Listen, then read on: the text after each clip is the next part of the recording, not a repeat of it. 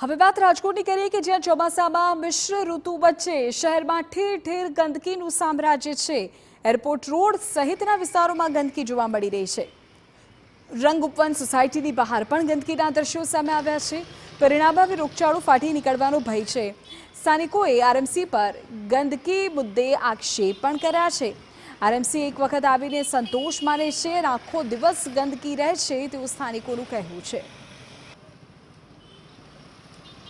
એક તરફ રાજકોટ સહિત સૌરાષ્ટ્રભરમાં મિશ્ર ઋતુનું વાતાવરણ છે ને તેવામાં જો ગંદકી થાય તો જરૂરથી લોકોના સ્વાસ્થ્યને સીધી અસર થઈ શકે છે। અત્યારે હું રાજકોટના એરપોર્ટ રોડ ઉપર છું ને અહીં જે પોઝ વિસ્તાર આવેલો છે, રંગઉપવન સોસાયટી આવેલું છે ને તેની બહારના દ્રશ્યો છે તે આપને બતાવી રહ્યો છું કે અત્યારે જે પ્રકારે તમે દ્રશ્ય જોઈ રહ્યા છો કે જાહેર રસ્તા પર જે મોટા પ્રમાણમાં ગંદકી છે તે જોવા મળી રહી છે, કચરો છે તે જોવા મળી રહ્યો છે। રાજકોટ મહાનગરપાલિકાનું તંત્ર ઊંઘતું હોય તે પ્રકારના દ્રશ્યો છે તે અહીં જોવા મળી રહી છે।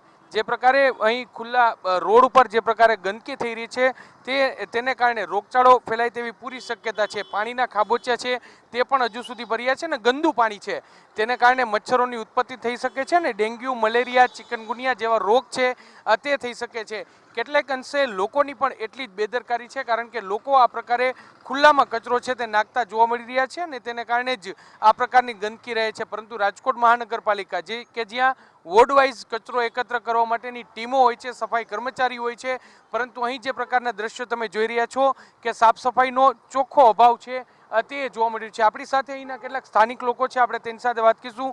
શું કહેશો, અહીં એરપોર્ટ રોડ ઉપર કયા પ્રકારની ગંદકી છે, કેટલી મુશ્કેલી પડે છે? સાહેબ, એમાં એવું છે કે અહીંયા અવારનવાર ફરિયાદ કરી છે, મ્યુનિસિપાલિટીમાં કોઈ આવતું નથી ને આ લોકોનો ત્રાસ એટલો કે અહીં નાખીને ગંદકી કરીને વયા જાય છે।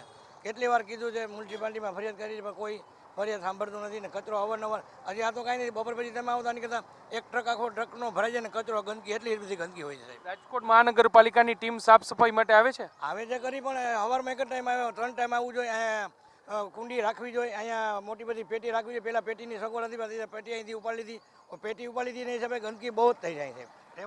તમે શું કહેશો, આ પ્રકારના ગંદકીમાં મચ્છરોની ઉત્પત્તિ થાય, રોગચાળાનો પણ ભય રહે છે, શું કહેશો? હા, અત્યારે ચોમાસાની ઋતુ છે એને કારણે થોડુંક આપણે તકલીફ વધારે પડે, પાણીનો ભરાવો થાય છે અને અહીંયા કચરો નાખે છે એના કારણે। સાફ સફાઈ માટે કોઈ આવે છે અહીંયા? સાફ સફાઈમાં એક સવારના એક જ ટાઈમ આવે છે, બપોર પછી કોઈ આવતા નથી એટલે ભરાવો થઈ જાય, એના કારણે ભરાવો થઈ જાય છે। સ્પષ્ટપણે એટલે જે સ્થાનિક લોકો કહી રહ્યા છે કે સવારના સમયે કચરો છે તેના નિકાલ માટે અહીં ટીમ આવે છે, પરંતુ આખો દિવસ છે તે કચરો આ જ પ્રકારે ભરાયેલો રહે છે। સ્થાનિક લોકોની પણ એટલી જ બેદરકારી છે, પરંતુ રાજકોટ મહાનગરપાલિકાની ટીમ છે જો દિવસમાં 2 થી 3 વખત અહીં સાફ સફાઈ કરે તો જરૂરથી મચ્છરોની ઉત્પત્તિ ન થાય। આ ગંદકી છે, જે દ્રશ્યો અત્યારે જોઈ રહ્યા છો, સ્થાનિક લોકો કહી રહ્યા છે કે જેમ જેમ દિવસ પસાર થાય તેમ તેમ આ કચરો છે તેમાં સતત વધારો થાય છે। રાજકોટ મહાનગરપાલિકાએ યોગ્ય આયોજન કરવું ખૂબ જ જરૂરી છે। રાજકોટ મહાનગરપાલિકા દ્વારા આ વિસ્તારમાં અને સાથે સાથે આખા રાજકોટમાં કેટલાક ન્યુસન્સ પોઈન્ટ છે તે નક્કી કર્યા હતા અને ત્યાં જે અવારનવાર ગંદકી થાય છે તેવા વિસ્તારોની સાફ સફાઈ માટેની ઝુંબેશ પણ શરૂ કરી હતી, પરંતુ આ જે દ્રશ્યો છે તેના પરથી સ્પષ્ટ થાય છે કે રાજકોટ મહાનગરપાલિકાનું તંત્ર ક્યાંક ઊણું ઉતરી રહ્યું છે। કેમેરા પર્સન ભાવેશ લશ્કરી સાથે